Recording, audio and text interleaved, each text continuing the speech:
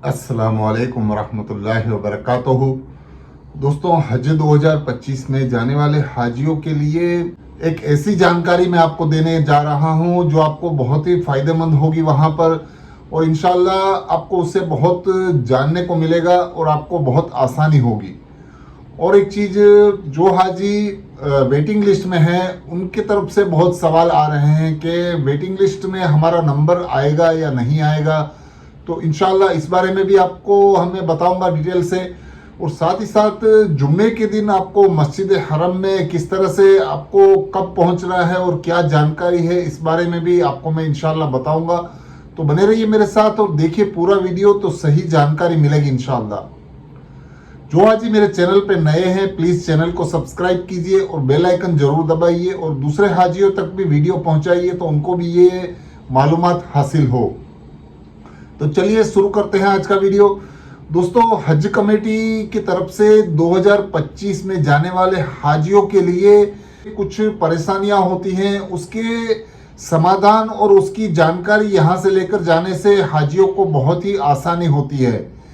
तो जो आप मक्कातुल मुकर्रमा जाते हैं और मक्का शरीफ के जब आपकी बिल्डिंग के पास आप जाते हैं और जब आपकी बिल्डिंग में आपकी बस रुकती है तो सभी हाजी अपनी बिल्डिंग में जाते हैं। उस वक्त हाजियों को 2-3 तरह के कार्ड दिए जाते हैं। उसमें एक कार्ड रहता है बस का, जो आपकी बस आपको बिल्डिंग से लेकर काबतुल्लाह शरीफ के पास, खुदाई के पास लेके जाती है या तो और कोई स्टॉप के पास आपको लेके जाती है।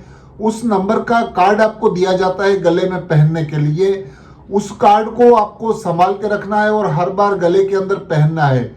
उस कार्ड में बस के नंबर लिखे होते हैं और बस के नंबर के साथ आपको पूरी तरह से ध्यान रखना है और याद रखना है कि किस तरह का आपका बस का नंबर है। बस के नंबर बहुत आसान रहते हैं, 1, 2, 3, 4, 5, 10, 12 इस तरह के नंबर होते हैं। लेकिन बस के नंबर के साथ साथ में जो 1 लिखा होता है, 1 के साथ कभी ए रहता है, कभी बी रहता है, कभी सी रहता है। इस तरह से अलग अलग बसों के नंबर के साथ अलग अलग लोगों की बसें रहती हैं, जैसे कि 3C रहता है, 3B रहता है, 3A रहता है, 10A रहता है। इस तरह की जो बसें हैं, आपके पास जो बस का कार्ड है उसी बस में आपको बैठना है। जैसे आप बिल्डिंग के पास जाएंगे और आप समझिए कि आपका बस का नंबर 10A है, तो आपकी बिल्डिंग के पास ही वो बस खड़ी रहती है और कोई बस वहां नहीं रहती। तो आप यहाँ से 10A में आपकी बिल्डिंग के पास बैठते हैं और आप खुदाई के बस स्टॉप पे आपको उतरना होता है।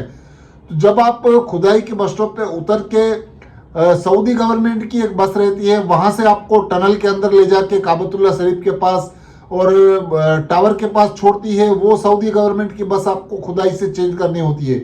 उस तरह की कोई भी बस में आप बैठ सकते हैं। लेकिन जब आप वापसी वही टावर के पास से करते हैं और खुदाई आते हैं, तो खुदाई के पास अलग अलग तरह की इंडिया की जो बसें रहती हैं, जहां पे इंडिया पाकिस्तान की बसें रहती हैं, जिसके अंदर में इंडिया का फ्लैग लगा हो रहता है और साथ ही में उसके बस के नंबर भी रहते हैं। तो बस के नंबर जो आपके गले में कार्ड पहना हुआ है, जैसा कि मैंने बताया कि 10A कार्ड आपके गले में है, तो आपको 10A की बस में ही बैठना है। इसमें बहुत तरह की बसें होती हैं, जैसे कि 10 रहती है और 10B रहती है, 10C रहती है, 10D रहती है। तो किसी और 10 में आपको नहीं बैठना है। आपको आपकी बस 10A है तो 10A में ही बैठना है। इस बात का आप ख्याल रखिए, क्योंकि अगर आप 10C या 10D या किसी और 10 में बैठ जाएंगे तो आप दूसरे मोहल्ले में पहुंच जाएंगे और दूसरी जगह पे आप पहुंच जाएंगे। फिर आपको वापसी आने में बहुत परेशानी होगी, आपकी बिल्डिंग कहाँ है आपको नहीं पता होगी। तो ये बात का आपको खास ख्याल रखना है कि आप कौन सी बस का नंबर है आपका। और अगर आपको बस में उस तरह के कार्ड नहीं दिए जाते तो आपका जो बस स्टॉप है बिल्डिंग के पास, वहां से भी आप कार्ड ले सकते हैं। वो आज ही जो रहते हैं वहां पर खिदमत वाले, वो आपको कार्ड देंगे। और अगर कार्ड नहीं भी मिलता है तो आप वो बस नंबर आपके पास याद रख ले और आपके पास ध्यान से लिख के रख ले। तो ये बहुत ही इंपॉर्टेंट है, कार्ड आपको जरूर मिलेगा और कार्ड आपको संभाल के रखना है। कौन सी नंबर आपकी बिल्डिंग के पास से काबतुल्लाह शरीफ की तरफ जाती है, तो उसी बस में आपको बैठना है और वहां से वापसी में उसी बस में आना है। तो ये बहुत ही इंपॉर्टेंट जानकारी है। और एक जानकारी मैं आपको बता दूं कि जो हाजी जुम्मे के दिन जुम्मे की नमाज के लिए जाना चाहते हैं, उनके लिए बहुत ही ज़रूरी है कि वो जितना हो सके उतना जल्द से जल्द हरम शरीफ पहुंच जाए, क्योंकि बसों का वक्त जुम्मे के दिन बहुत जल्दी बसें बंद हो जाती हैं। कई लोगों को ये पता नहीं होता है कि 7 बजे बसें बंद हो जाती हैं वहाँ की। तो आप फजर से पहले, फजर के बाद या तो किसी भी वक्त आप अर्ली मॉर्निंग निकल जाएं। आपको मस्जिद हरम में जुमे की नमाज पढ़नी है, तो अगर आप बाद में निकलेंगे तो बसें वहाँ बंद हो जाती हैं। 7 बजे के बाद बसें बंद हो जाती हैं, फिर वो बसें आपको जुमे की नमाज के बाद ही चालू होंगी। तो अगर आप हरम शरीफ में नमाज के लिए जाना चाहते हैं जुम्मे के दिन, तो तहज्जुद के वक्त या फजर के वक्त या फजर के बाद भी आप निकल सकते हैं, लेकिन 7 बजे से पहले आपको निकलना होगा, क्योंकि बसें वहाँ बंद हो जाती हैं। और अगर आप बाद में जाना चाहते हैं तो आप टैक्सी से जा सकते हैं, लेकिन टैक्सी से आप शेयरिंग टैक्सी में भी जाएंगे तो आपको कम से कम 10 रियाल खर्चा करना पड़ेगा एक हाजी का। वापसी के लिए तो आपके वो बसें मिल जाएंगी, नमाज के बाद, जुमे की नमाज के बाद बसें चालू हो जाती हैं, लेकिन जाने के वक्त आपको टैक्सी में जाना होता है, तो आपको 10 रियाल का कम से कम खर्चा होगा।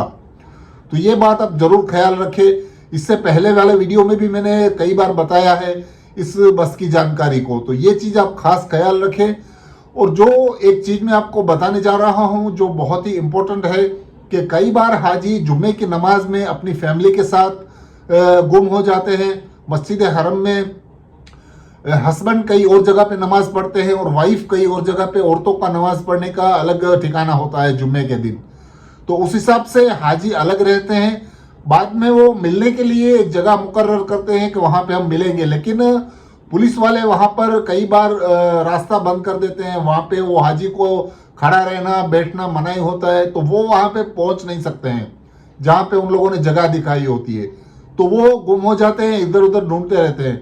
उसके लिए मैंने एक वीडियो लाया है, वो वीडियो आपको मैं यहाँ दिखाता हूँ। उस वीडियो को आप देखिए, उसके अंदर में एक ऐप दिखाया है, वो ऐप को आप पूरी तरह से गौर से देख लीजिए और उस तरह से आप स्कैन करके पूरी तरह से आप अपने जो भी गुम हुए हाजी हैं उनको आप ढूंढ सकते हैं। बहुत ही सिंपल है, बहुत ही आसान है वो। तो देखिए ये वीडियो मैं आपको दिखाता हूँ। और अगर आपसे भी कोई जुदा हो जाता है तो आप मस्जिदुल हरम में लगे हुए बार कोड्स के जरिए एक दूसरे को कैसे तलाश कर सकते हैं, आइए आज की इस वीडियो में आपको मुकम्मल तफसील से बताता हूं। सबसे पहले आपने जिसको ढूंढना है उन्हें ये कहें कि अपने आसपास किसी पिलर या दीवार पर लगे लोकेशन फाइंडर बार कोड को स्कैन करके आपको व्हाट्सएप पर सेंड करे। जैसे ही आपकी व्हाट्सएप पर मैसेज आएगा, आपने इस लोकेशन को ओपन करना है। आपके सामने मस्जिदुल हरम का 3D मैप खुल जाएगा। आपके सामने लोकेशन का वो रेड पॉइंट नजर आएगा जहां पर वो दूसरा शख्स खड़ा है जिसने आपको लोकेशन सेंड की है। आप इस रेड पॉइंट को फॉलो करते जाएंगे और अनकरीब आप उनके पास पहुंच जाएंगे। जैसे मैंने हसाम भाई को तलाश कर लिया। आप उम्रा अदा करने के लिए आए हैं, आपके साथ कोई भी है तो उनको लाजमी ये बताएं, अगर आप गुम गए हैं लोकेशन फाइंडर कोड को स्कैन करके आपको सेंड करे और आप उसे तलाश कर लें। तो देखा दोस्तों आपने ये वीडियो, जिसके अंदर में एकदम आसान तरीके से आप अपने गुम हुए हाजी को आराम से ढूंढ सकते हैं। सिर्फ आपके पास मोबाइल होना चाहिए और साथ में मैप के साथ में आपको नेट होना चाहिए, जिसकी वजह से आप अपने हाजी को तुरंत ही ढूंढ सकते हैं। तो मोबाइल की जानकारी सभी जाने वाले हाजियों को होनी चाहिए। बुजुर्ग हाजियों के लिए ये थोड़ी मुश्किल है, लेकिन आपको जानकारी रखनी है, सीखना है किस तरह से मोबाइल यूज़ करते हैं, किस तरह लोकेशन ट्रैक करना है। इस तरह से आपको बहुत सारी चीज़ें मोबाइल के अंदर में जानना जरूरी है, तो आपको ये आसान होगा।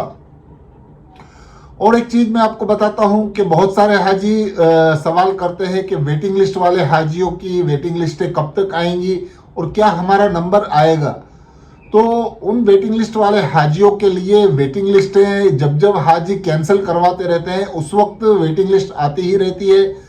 और 5 वेटिंग लिस्टें अभी आ चुकी हैं, और भी वेटिंग लिस्टें आएंगी इंशाल्लाह। फ्लाइटें जाने तक भी वेटिंग लिस्ट आती रहेंगी।